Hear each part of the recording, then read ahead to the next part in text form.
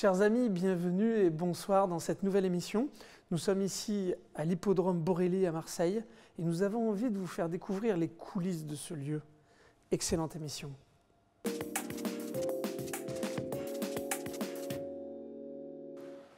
Nous avons le plaisir d'accueillir ce soir Jérôme Charpentier, qui est le directeur de la société hippique de Marseille. Bonsoir Jérôme, bienvenue. Bonsoir à vous. Bonsoir. Alors, la société hippique de Marseille, ce sont les hippodromes de Borély, de Pont-de-Vivot et le centre d'entraînement de Calas. Tout à fait.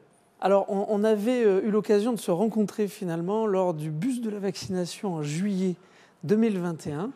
Sur l'autre hippodrome. Sur l'autre hippodrome où vous nous avez fait le plaisir de nous accueillir et où 120 salariés de nos entreprises ont pu se faire vacciner. Et j'avais le plaisir de retrouver Michel Fructus, d'ailleurs, mon ami. Alors, c'est un lieu où on n'a pas l'habitude d'aller pour nos adhérents. Qu'est-ce qui se passe dans un hippodrome, Jérôme ? Un hippodrome, la fonction première d'un hippodrome, c'est de faire des courses de chevaux. Donc ici, nous sommes à Borély. On organise environ 35 réunions de courses par an. Une réunion de course, c'est entre 7 et 8 courses. Vous avez des courses ici dans les deux disciplines du trot et du galop. Derrière nous, la piste en gazon sur laquelle courent les chevaux de plat, les chevaux de galop, et puis la piste en sable sur laquelle courent les chevaux de trot.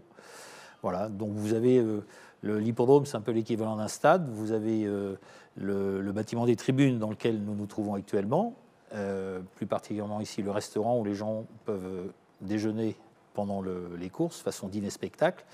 Vous avez des écuries qui ne sont qu'un vestiaire, parce qu'il n'y a pas de chevaux en permanence, c'est simplement les chevaux qui viennent courir et qui se servent des boxes dans lesquels on les prépare. Et puis vous avez tout un tas de logements techniques, de balance, de vestiaires pour les jockeys ou les drivers, pour les commissaires de course qui, bien évidemment, veillent à la régularité, au bon déroulement des courses. On est vraiment dans le domaine du sport. Jérôme, comment avez-vous vécu le printemps 2020 avec justement ces fermetures, cette crise sanitaire qui a contraint tous les événements sportifs d'être à l'arrêt? Comment s'est passé pour vous, pour les hippodromes? Alors pour nous, ça a été comme pour tous les hippodromes en France. Il y a eu l'arrêt des courses au soir du 16 mars 2020. D'ailleurs, la dernière réunion en France, c'était à Vivaux.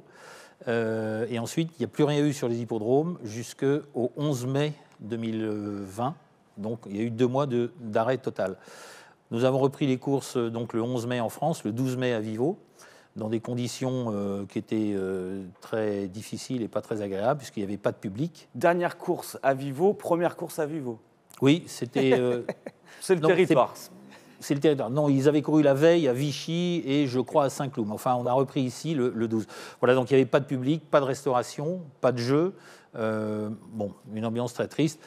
L'idée des sociétés de course, des sociétés mères, du PMU et du gouvernement, de l'État, c'était de donner l'occasion aux chevaux de courir pour que les allocations, les prix de course soient distribués aux propriétaires, avec lesquels les propriétaires peuvent payer leur pension et donc continuer à faire tourner la machine économique. Économie derrière. Il y a toute une économie derrière, effectivement.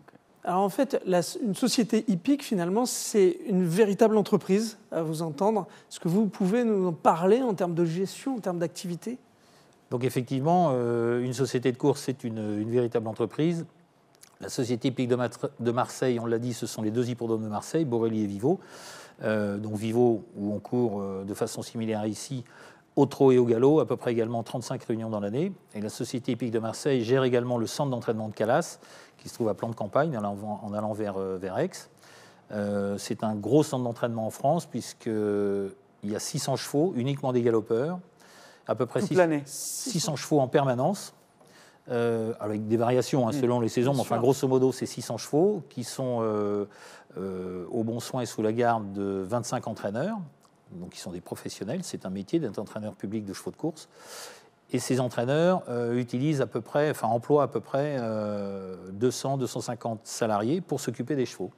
Vous rajoutez à ça les professions, je dirais, les métiers périphériques, les marchands de fourrage, les vétérinaires, les maréchaux ferrants, les ostéopathes, enfin tout un tas de gens. Un paquet d'emplois indirects finalement. Voilà, exactement. Et le centre d'entraînement de Calas, c'est une centaine d'hectares. C'est un petit village, quoi, avec une vraie activité économique. Et ça tourne toute l'année.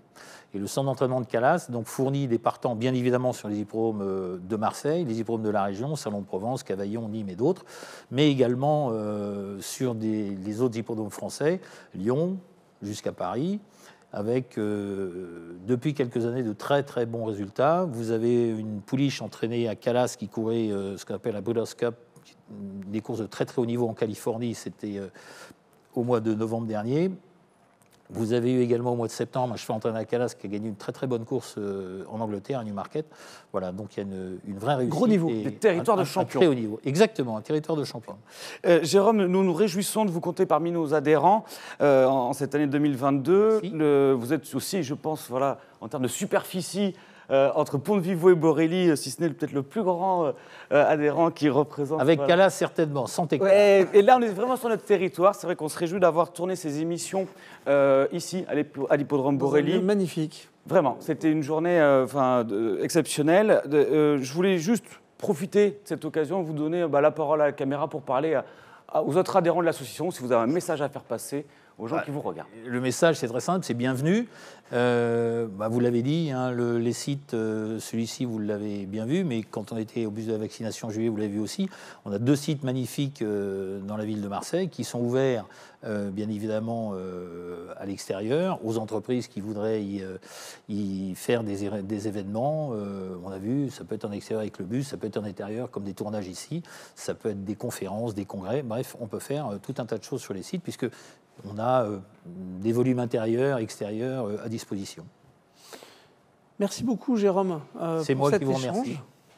Et moi, j'ai vu une fois des chevaux de course et je fais un clin d'œil à Michel Blanc qui m'a fait découvrir par un bel événement il y a quelques années. Chers adhérents, nous allons passer désormais à notre rubrique.